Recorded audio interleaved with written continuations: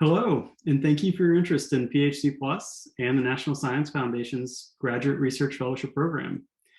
My name is Sam Lake, and I'm the Assistant Director of Research Communication in the Office of Graduate and Postdoctoral Affairs. And my name's Kelly Oman. I'm also an Assistant Director of Research Communication in the same office and with PhD Plus. And we're here to support you as you put together your application. We can answer questions, help you plan, read drafts, provide feedback, all of that. But we also want to really stress that we should just be one piece of your GRFP puzzle. You should really put together a team of people who can help you out with this, with every aspect of your application, and especially getting feedback from a lot of different people on your research statement and personal statement, which we'll talk about later.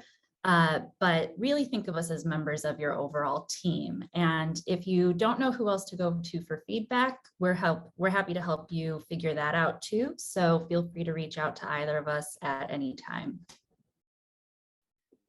So the purpose of this recording is really to give you an introduction to what the National Sciences Graduate Research Fellowship Program is, the goals overall, some of the important eligibility and initial things that you should be thinking of before you start drafting any materials, what an application looks like, what it includes, what the review criteria that the review panel is going to use as they're evaluating your submitted materials, and finally, next steps and the resources that PhD Plus is providing this year, but also our other partners across the grounds.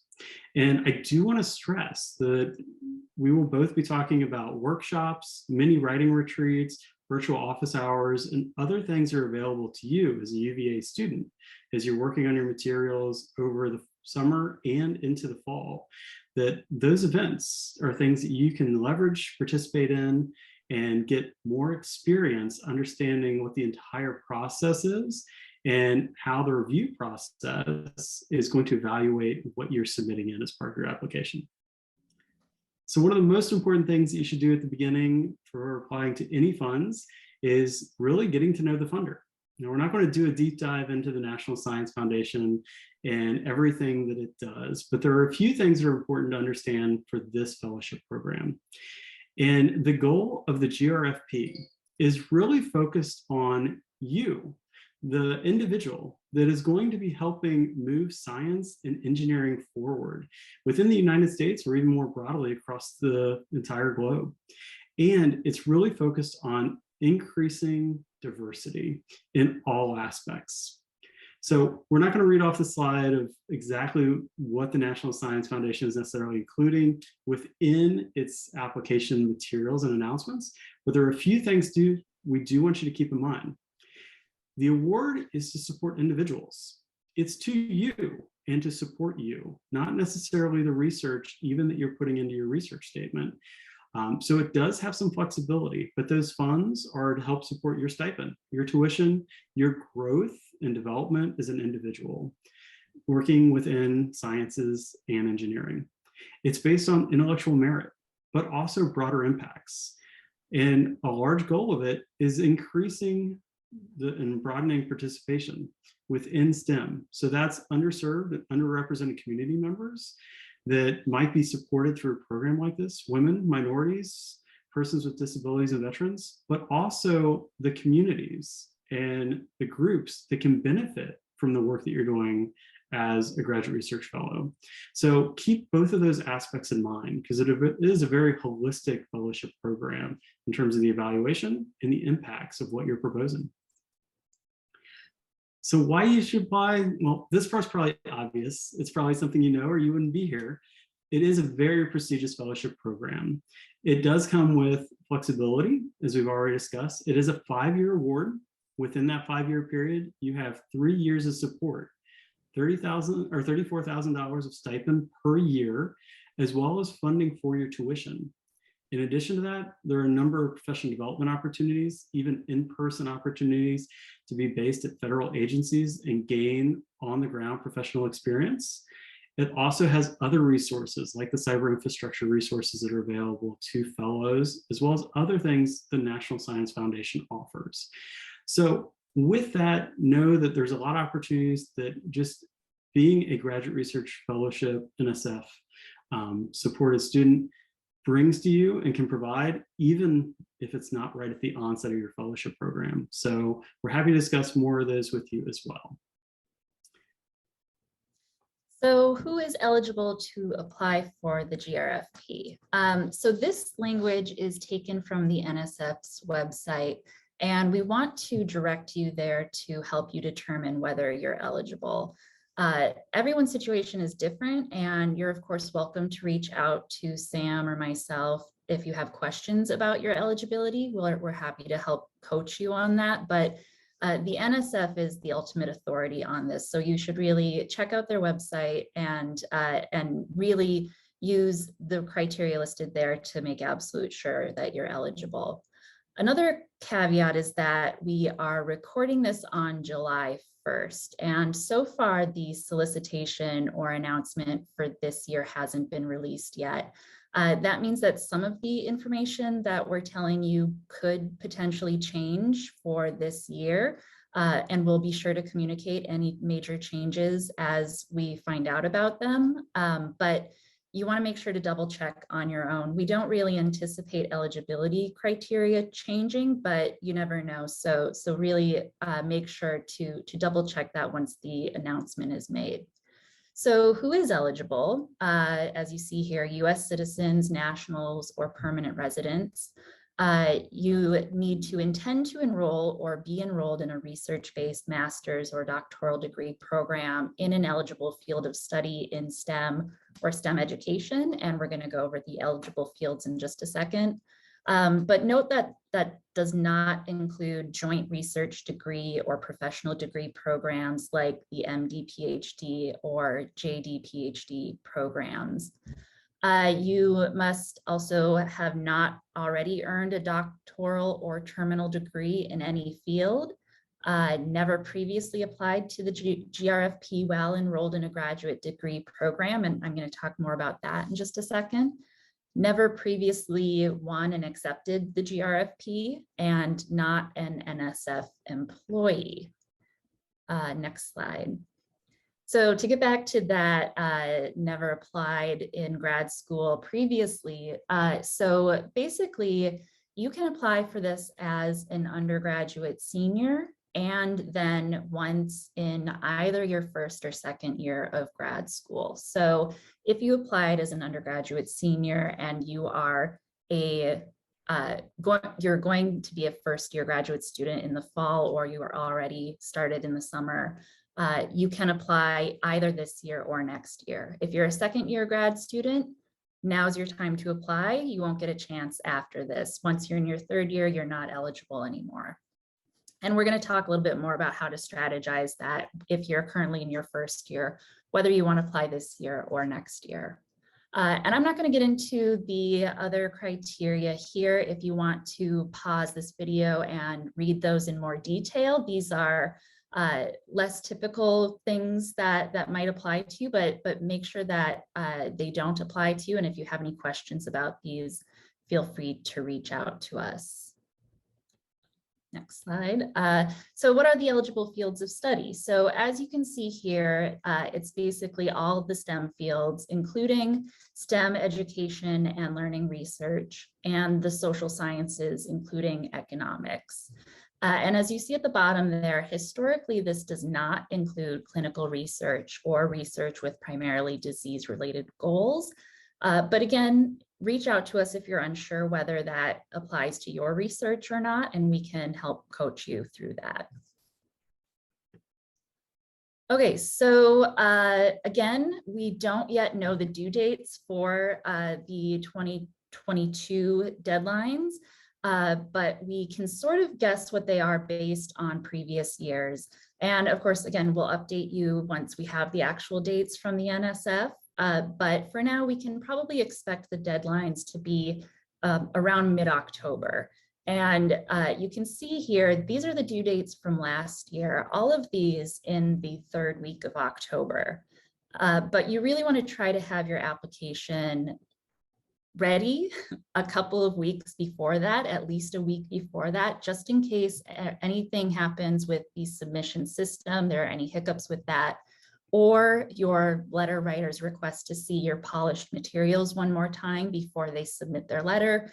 You want to prepare and have your materials ready ahead of time. But as you see here, there are different due dates for the different fields. So again, once we have the official deadlines, you want to find the day for your field. Typically, they're all in the same week. And all due by 5 p.m. local time on that due date. And also typically letter writers or reference letters are due the Friday of that week. So again, once we have the due dates, make sure that's still the case. But just know that your materials, besides the reference letters, will be due at some date that week. So what does your application include?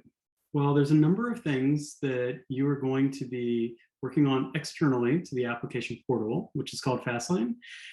But there are a number of things you're actually going to be doing in the system itself as well. So Fastlane has an area where you're basically going to include information that you would typically have on your resume or your CV. So a lot of your personal information, education, work experience, your volunteer activities, honors, awards, publications, all of that is actually going to get copied likely off of your resume or CV and pasted into the system itself. And you want to take a little time to make sure that you know exactly what's in there. So as Kelly mentioned before on the previous slide, don't wait until the last week. Log in early. You can start your application multiple weeks before you actually are going to hit submit, just to make sure that you're comfortable with the system, know where everything's located, and you can start pre-populating it with a lot of this information. Next, you have your personal relevant background and future goal statement. That has a page limit of 3 pages. Kelly's going to talk more about that in detail. And then you have your graduate research statement. Additionally, you can put in up to 3 letter of recommendation writers' contact information, which will allow them to log in and submit a letter on your behalf. With that, you will rank them, and your top 3 that submit a letter are the ones that are going to be reviewed by the review panel. So you'll only have 3 that are reviewed, so keep that in mind, but you can use the system to enter more than 3, or at least historically you've been able to. And then the last application element is your unofficial transcripts. If you have any questions about those, please let us know. We're going to dive into a couple of those statements in a little bit more detail to help you understand what's required and what you want to make sure you include in those. So the personal relevant background and future goals statement, as Sam said, is 3 pages long, and that's the longest component of the application. So you can probably guess how extremely important it is.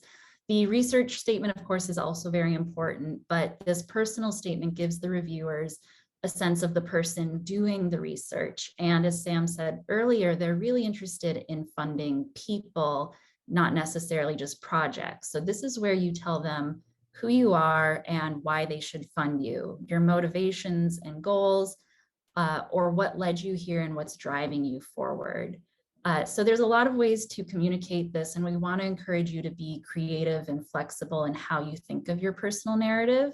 And we're also going to be giving you more of a chance to brainstorm those options for yourself and talk about what it means to be creative and flexible in this kind of thing in one of our summer workshops.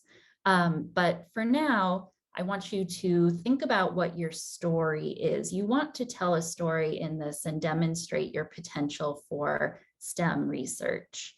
But getting back to the research statement, you also want to make sure that your 2 statements fit together really well. So they shouldn't be repetitive. You shouldn't say something in your personal statement that you also say in your research statement necessarily, but you also shouldn't make them read as if they're written by 2 completely different people. And you want the one to serve the other. So in the personal statement, you want to show who you are, but also who you are and your capability to do the research that you're proposing.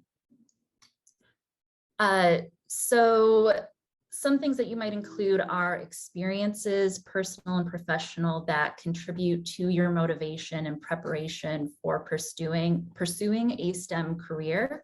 And here it's important to note that you're not going to be just listing things from your resume. You're not rehashing your resume, but you're selectively choosing things that demonstrate something specific that you want to demonstrate about yourself. And you're putting that into this cohesive story of who you are and what you do.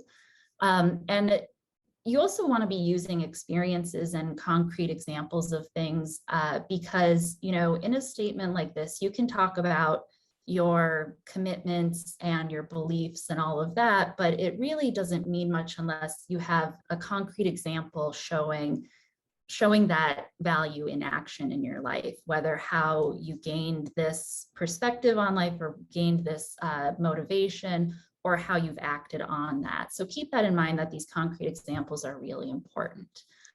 So you also might include previous research, industrial professional experiences, but you want to focus on the why, using these experiences that have informed your career and motivate you today. So show us your experiences and how they've shaped you, rather than just telling us that they've shaped you. If you have a research project that you're talking about, what was the project and what was your contribution? You know, in something like this, you're celebrating what you've done, but you also want to show yourself as part of a community and a contributing part of a community. So what was that role that you played, and how did it contribute? How did it have this broader impact as the criteria state?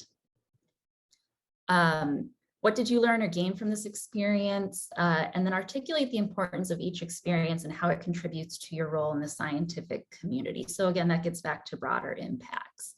So like I said, we're going to go over this in future workshops in more detail, but for now, I want to encourage you to just start writing down what those experiences might be, start lists of things, and then also try some exploratory free writing to just get some ideas generating about what you can use for this type of statement. And we fully recognize that within your discipline, you've probably been writing in a specific style for many years. And chances are this is very different from that writing style. So Kelly and I know, as we've worked with students over the past several years, that this is usually the element that gives you some creative freedom and license to be able to tell a story that's unique and different to you. But it's probably going to be one that's more difficult because it is so different than what you've been doing for multiple years as you've been working within your career track. Oh, and career aspirations and future goals. How have your experiences shaped your goals? Again, you want it to be a kind of retrospective of who you are, how you got here, but also with this idea of where you're going. So the research plan statement will obviously be a lot more familiar to you in the way you typically write within your discipline. However, that being said, it's only 2 pages long. So you're trying to put together a very succinct 3-year research plan that is outlining something that's original, something that's going to help move the discipline forward potentially, and something that's unique to you. With that, it's a testament to your writing skills in some way to figure out how to distill down what's creative about what you're proposing, what you're expecting to learning, how you're going to know if you're going to be successful, including your methods and potentially even alternative approaches in case something goes wrong. So within 2 pages, that's a limited amount of space to be able to hit on all of that. And it's not going to be as detailed as a lot of the papers and proposals that you're probably typically putting together. So there are creative ways to do that. And that's something that Kelly and I are happy to talk with you and help you think about what is really the important information that you need to include in your materials and how you do that across all the application elements, and in particular this one. This is also, whereas we're suggesting that you work with not just your academic advisor, maybe others in your lab, or potentially others that you know on the campus about how you can distill down some of those complex research topics into both terminology that others that maybe not your discipline can understand, but in ways that kind of give just enough information for the reviewers to know that you know what you're talking about, you know the methods really well, but you're able to communicate them very succinctly. So with that, you want to demonstrate your ability to answer the research question or to explore the hypothesis that you are putting forward. You have the knowledge, but also the resources to execute it. With that, in terms of resources, that's an area where hopefully you have a lot of resources within your lab or your groups that you're working within, but it might also be another opportunity to partner and go beyond the grounds of the university to work with others that have cutting edge technology, different sampling methods, or potentially different resources, which may be another attribute that you're able to showcase, that you're able to build partnerships and to leverage your connections, which may be something that's actually supportive as the reviewers look at your material too. Don't forget that there is the element within NSF that they do want to see you advancing knowledge, as well as the potential for broader impacts of your research on society. So you're still balancing both of those two evaluation criteria. And with that, they want to know that you have the skills possible, but they also need to make sure and evaluate that what you're proposing can be done in 3 years. So you have to keep it feasible within the timeline of a graduate research fellowship, not the 5 years for the potential length and duration of the award, but the 3 years that NSF is funding you for. Now, with all these application elements we've discussed so far, you have a lot of control over those. Well, reference letters, those are a little bit out of your control, but there is a whole lot that you can do to help ensure that what is submitted on your behalf is very strong. So as we mentioned before, you can provide information for up to 3 references, but only 3 will be reviewed by the review committee. So you will need to rank them, and you should be strategic in who you're putting at the top.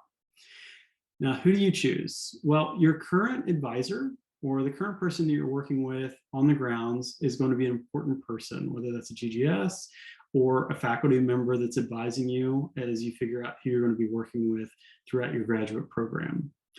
Also, you can have your previous research advisors, whether that's from your undergrad or other people that you were working with closely doing research, even within this year or in prior years. Remember, if you've done internships, had other fellowship experiences or professional experiences, they can submit letters on your behalf as well too. And ultimately, you're looking for people that can speak to your intellectual merit, your broader impacts. So if you volunteered, run groups within your community, all those things, those people can provide a unique perspective on you that might even help contribute to the more holistic evaluation of you as an individual, not just as a graduate student or an undergraduate. You want to consider all of those as you're thinking about people that can submit a letter, and how you can actually coach them by providing not just draft versions or near complete versions of your statements in your current resume or CV, but you can also share story ideas with them. As you're thinking about the personal goal statement that Kelly was talking about a little bit earlier, ultimately you are limited to 3 pages. There are stories that you could probably tell, experiences that you could share with reviewers, but you don't have the ability to do that in your own materials. Continue to jot those down, just like Kelly said, and start to think about what you took away from those experiences and share those with your referees. Let them tell stories for you. And don't just tell them what that experience was like, but how you learned and you grew from it, how it contributes to what you want to do, why it contributes to why you want to do this fellowship. Help your referees make the connections within their letters that make it very easy for the reviewers to see why a GRFP makes sense for this time in your career and how they see all those connections coming together with this application. Now, remember that they have multiple things going on in their lives as well, personal and professional. So take time, not just to share the materials, but if you can, have a conversation with them over Zoom, phone, or in person. Remind them periodically of the dates. Make sure that they have the deadlines on their calendars. And you can even request that they submit your letter in advance of the deadline. That way, they and you know that it's submitted in the system, and none of you are worried as you approach that 5 p.m. deadline local time that NSF has. Now, in terms of review criteria, you've heard us talking about intellectual merit and broader impacts. Neither one of those are more important than the other. You really need to speak to both within your application. They're ranked very evenly by the review panel. So if you write the most outstanding scientific or engineering-based proposal, but the broader impacts is not there, ultimately, that will count against you in the review panel. So make sure that you're using your holistic application to speak to both of these. As we get into a little bit more detail, intellectual merit really is going to focus on the potential of the proposed activities that you're putting in your materials, how you're advancing the field or across different fields. It's basically, they are looking at your materials and things like your grades, awards, past publications, the research projects that you've been on before, the courses that you've taken, and how your academic and professional training has put you in the position to be successful in the research plan that you're proposing. They're also looking for other evidence, and these are some of the things that they'll be basing that on. Obviously your research plan, but how you work as a member of a team or independently. Note that that's something that letter of recommendation writers can speak to in their materials. They can really showcase that, and it'll save you space in your own materials as well. Additionally, they're going to look at your communication skills and how you're communicating your research and the impacts of those. And that might be through other events that you're doing within the community, your outreach activities that are more on the broader impact side. They want to make sure that you are taking the initiative to make sure that you are successful and you're capable of solving problems and persisting throughout challenges as they come up, which means that you can showcase past challenges in your materials and how you've overcome those obstacles in the past. For broader impacts, this is the one that's really focusing more on the benefit to society or the desired societal outcomes. Now, remember, as we've said a couple times now, that's both you, but also the community that's impacted by your research. So speak to both of those within your materials. If you have past examples of your research that has been more applied base, you can include that as well too. So we have some examples of different types of outreach, public engagement, other things listed on this slide. We won't go through all of them, but we are sitting here currently in the summer. So if you're watching this now, you still have time to even add to your resume a little bit by volunteering, by joining clubs that are on the grounds, by doing other things in your community that you will be able to include in your application come October. So don't feel like if there's an area that you currently don't have on your resume or CV that you'd like to, that you're limited in any way by not going out and engaging in those types of activities right now and including them as you get ready to submit your application. There are a number of other considerations too, and these are some of the questions that NSF has on its website. So feel free to hit pause, review these. They are great things to come back to after you've drafted your material to go, did I answer some of those questions that Kelly and Sam were highlighting for me? Things that the reviewers are going to be looking at. Now, we won't go through all of them, but remember those concepts of, is your research going to make a difference to society? Are the proposed activities well-reasoned, well-organized, and likely to be accomplished within the amount of time, that 3-year period that you're a part of the fellowship? Okay, so when should you apply? Like I said, if you're going into your second year of grad school, now is the time to apply. You won't get another chance. So I think you should plan to apply this year, definitely. But if you're going into your first year of grad school, you have a decision to make. Should you apply now or should you wait a year and apply next year? So we're happy to talk to you about that if you want help strategizing, but some basic things to think about it as you consider this question. You should apply this year if you have extensive research experience already. So if you have some publications or you've done some conference presentations, if you already have if that component of your application is already strong, then you should consider applying this year. If you're already involved or have a plan for getting involved with UVA organizations, as Sam said, if you're not already involved, it's not too late for this upcoming deadline. So think about that, about what you're currently doing or what you have the capacity to do before that October deadline. And if you already have someone to provide guidance on your research plan and write a strong letter for you. So do you already have a strong relationship with an advisor, a lab rotation PI, or your DGS, or somebody who can be kind of a mentor in that area, who can give you some feedback on your research plan and who can write a strong letter? Now, you might want to consider holding off on applying if you don't have those things already and you need to strengthen those components of your application. So you might consider applying next year if you anticipate a publication within the next year. So if that aspect is going to be even stronger next year. Or if you need time to strengthen your relationship with a research advisor, say you don't have that established relationship yet, and you want to build that relationship before you ask for a letter, or have somebody who can really give you detailed feedback on your research plan. Or if you want to get more involved and increase that broader impact component of the application. And like I said, this is going to be different for everybody, and it's a personal choice. And if you want to kind of walk through your CV with Sam or myself, we're happy to do that to help you think through what is the best option for you. So what else do we have planned for the rest of the summer and into the fall?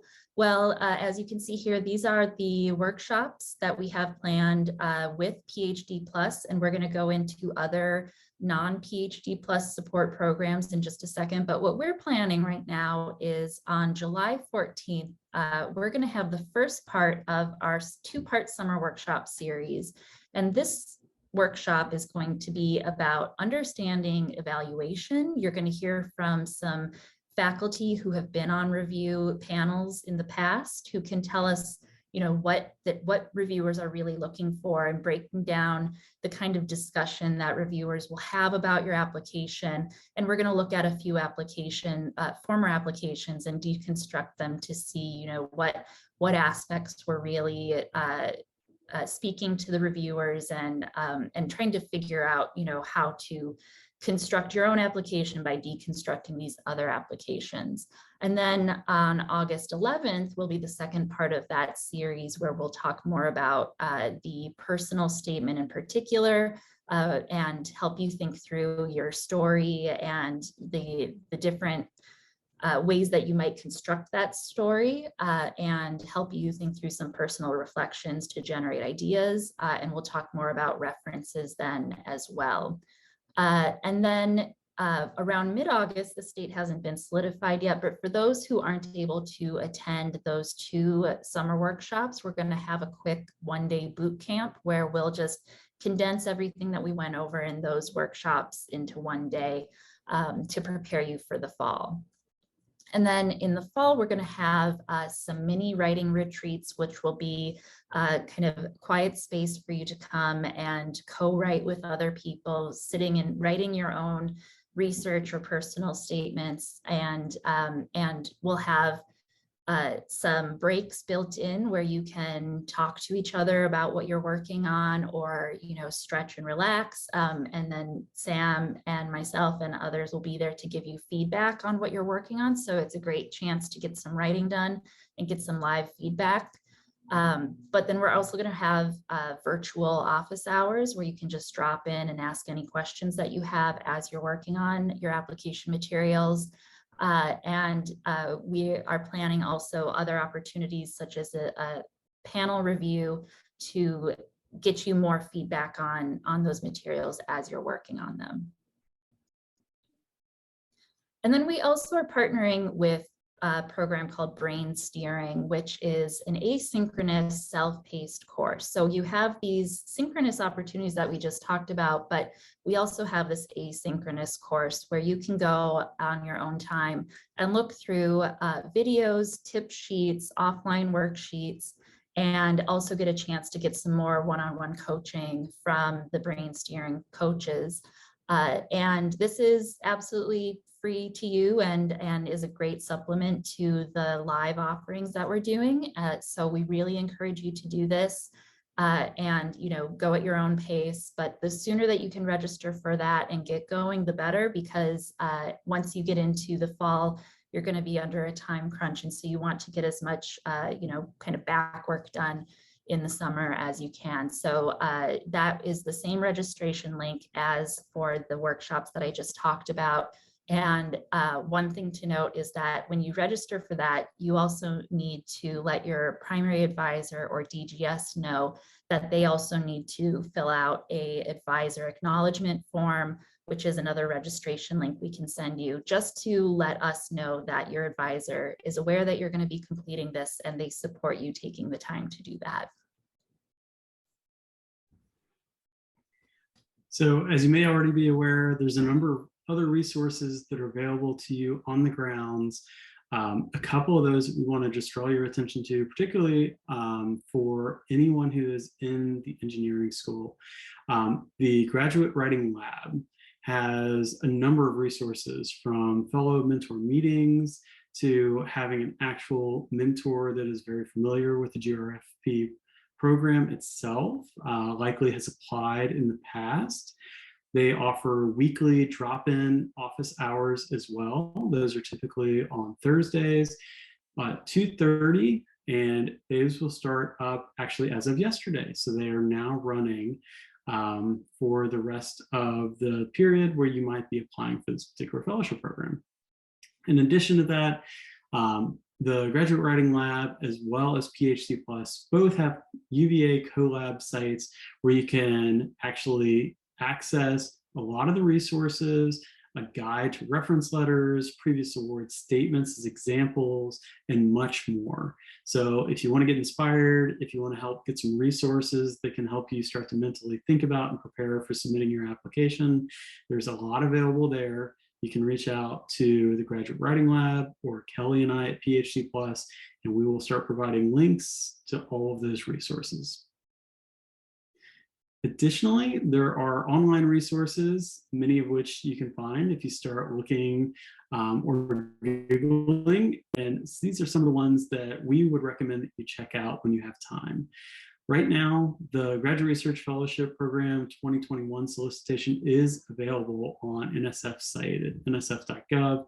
So you can access that, review it, look at eligibility, different criteria, anything else that you want to look at that's in that, knowing that the 2022 solicitation will be out in a few weeks. If you want to read the frequently asked questions section of the NSF page, you can do that as well. And there are numerous blogs and websites that are available. They offer advice, a little bit of an overview on timelines. So if you want to set some goals for where you want to be between July, August, September, and entering early October before you submit, there's a couple examples you can access through here. So visit those sites as you have interest. And then know that we are here to help however we can. And so not just resources, the workshops, and creating time and space for you to work on your materials, but if you have questions or need somebody to talk to about where you are in the process and how to move forward, we are here to do that. Our email addresses are on this slide. You can find us also on the PhD Plus website, and we look forward to connecting with you, not just virtually, hopefully in person as well, in the coming weeks and months ahead. Thank you for joining us. We will see you soon.